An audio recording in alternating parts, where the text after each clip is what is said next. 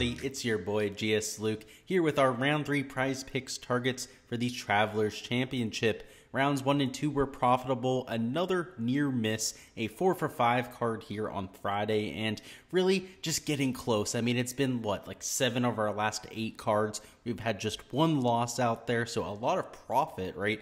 A lot of us stacking up units round to round, but why you guys come here, why you watch these breakdowns is to go for that perfect sweep. So still want to bring that to you, and really looking forward to the 3rd round here. So going to cover exactly what I expect to happen here in the 3rd round from a weather perspective, how I expect the course to play from the greens, fairways, rain, wind, everything you need to know on that front, and then my top 5 props here for the 3rd round. So a lot to talk about. Let's go ahead and not waste any time at all and hop right on into it.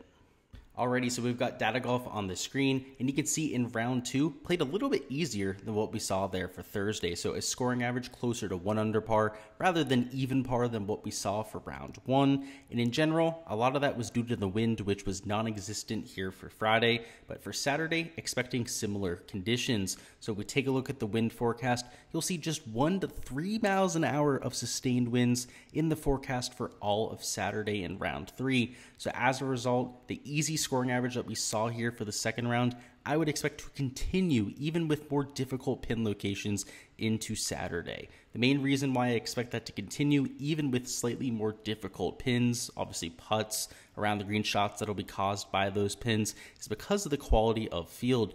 With a lot of those amateurs, lower level players that were taken out of the player pool, a lot of that due to the cut line, of course, and the cream rising to the top. As the weekend goes on, I expect the scoring average to probably be like 1.5 shots under par. So kind of similar to what we saw here for round 2, but in general, scoring may be slightly more difficult to come by. I know it's moving day. You usually see some low scores here for Saturday, but given the course is going to get slightly firmer and faster throughout the weekend, we've already seen almost record scoring at the Travelers Championship to this point of the week. I don't think it's going to get out of hand. We're not going to see something like 25 under par winning here at TPC River Highlands, given that the lowest score we've seen over the last 7 years was 19 under par for Dustin Johnson. And while I do think we get past that number, like I said, I don't think it gets out of hand. I don't think we see a winning score like what we saw at the Byron Nelson.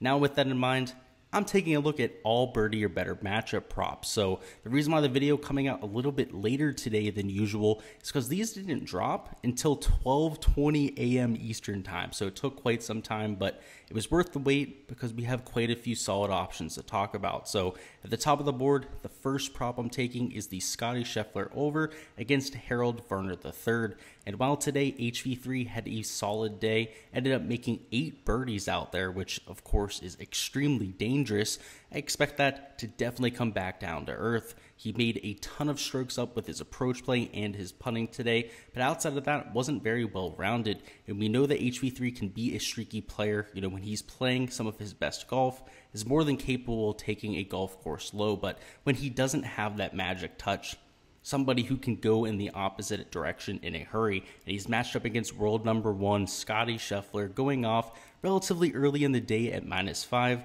So even though he's teeing off right around HV3, it's not like one's getting the better conditions and the other's teeing off in the harder wave. You're dealing with the number 1 player in the world being matched up with somebody who's a solid player. Sure, he's coming in with solid form, but I'm going to take that top-end player every single time. So these aren't locks by any means. Of course, birdie or better matchups tend to be some of the more volatile props to take, but if you're taking a 5 leg flex play, I'm expecting 4, maybe 5 of these to hit at a floor from slate to slate, let alone when things end up going our way, obviously hit the positive end of that volatility and getting a true 5 for 5 type of card. So I love getting to Scotty Scheffler. The next guy we'll talk about is Patrick Cantlay. We're taking the over against Cam Davis.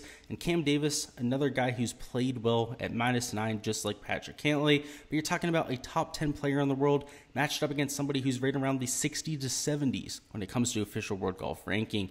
And though Patrick Cantlay didn't have the best ball striking day here on Friday, on Thursday had plenty of great wedges. And if he can get back to that ball striking acumen and continue to putt the ball like he has through the first 2 days, you could shoot something like 6 to 7 under par tomorrow, let alone in this matchup format where against somebody who can be a little bit streaky himself, Bailey only needs to make 4 to 5 birdies to win, where his birdie mark is at 5 birdies or better. So that's why I like getting into some of these matchups, because the rest of the board today is a little bit tighter than what we're used to seeing. I mean, guys like Scotty Scheffler, Xander, and Patrick Cantlay are up there at 5 birdies, or down there at 66.5 strokes. I mean, we'd have to shoot 4 under or better to go out there and hit. So it's a little bit of a tough task, but when you put them in a one-to-one scenario, and even though it adds a little bit of volatility with how good an HV3 or Cam Davis can be from time to time, from a long-term consistency standpoint, they're getting what we're looking for here. Next up, we've got the Tony Finau under. So the one under we're taking here is going to be the Davis Riley side that I'm taking. So Davis Riley, an extremely high upside player who to this point of the week has not had to putter. He's been great from tee to green, gaining a ton of strokes with his approach play, but has just not been able to make any putts. And for Davis Riley, that is an extremely surprising thing. He tends to be one of the more streaky putters we get out there, more than capable of making those 15 to 20 footers, and in fact, over his last 50 measured rounds, ranks top 10 in the field in shots gained putting. So I would expect that to rebound in a huge way here. And against Tony Finau, who tends to be one of the more poor putters that we see, somebody who doesn't really fill it up from time to time, that's the exact type of scenario I'm looking at. I mean, to this point, both have been relatively similar plays, yet Davis Riley has all that room for improvement, whereas Tony Finau has kind of been playing above his head to this point. So really like the matchup here, the one under that I'm looking at. And even though it doesn't matter in terms of your multiplier, obviously just that's the side of the prop that I like there and the side that I think has the most edge.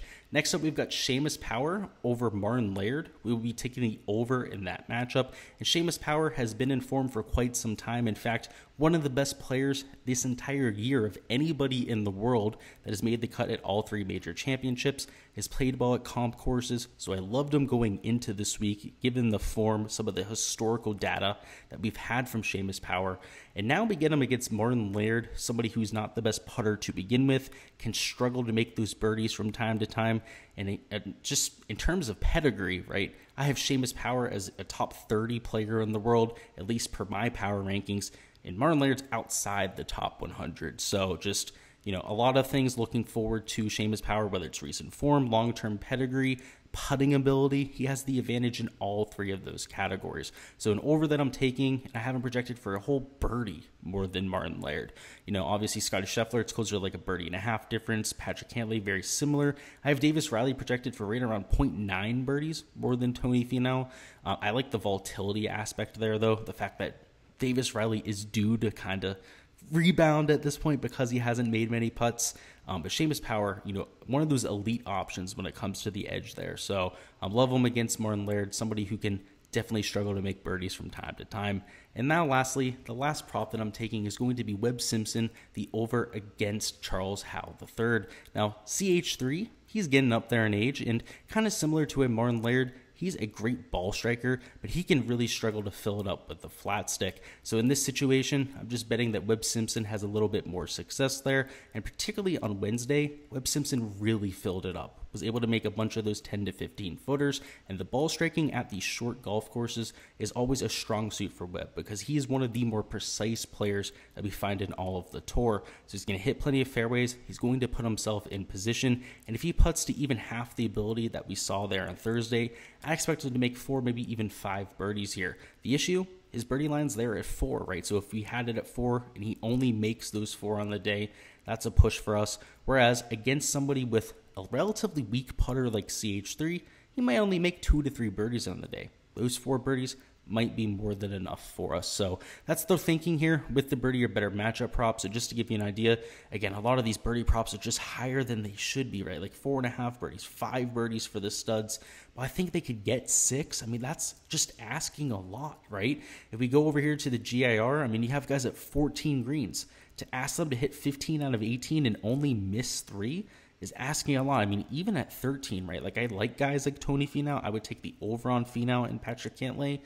But to only have 4 GIRs in your back pocket to miss, it's tough sledding, right? It's a little bit of a lot to ask for. So that's why I'm going over to these birdies or better matchups. I mean, even strokes, right? 66.5 strokes to shoot 4 under or better. I mean, you screw up one time, right? You make a bogey or double bogey, you might be completely behind the 8 ball at that point. So I like targeting a lot of the stud options on moving day. They call it moving day for a reason. You know, the cream tends to rise to the top over the weekend at PGA Tour events, and this is going to be how I get my exposure in that category. Alrighty guys, that's all I've got for the round 3 picks. Before you hop on out of here, let me know in the comments what your favorite prop on the board is, and as per usual, make sure you go ahead and smash that like button. We are going to have a video coming out for round 4, hopefully earlier than what we had here for round 3. Again, I wanted to wait on those matchup props for obvious reasons. They're all the props in my card.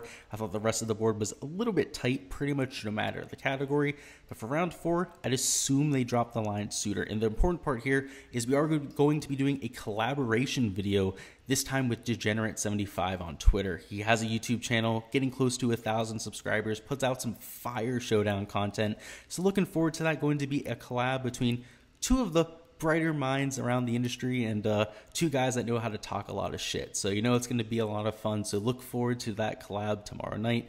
Looking forward to it. Best of luck with all of your slips here for the 3rd round of action, everybody, and let's get this cash.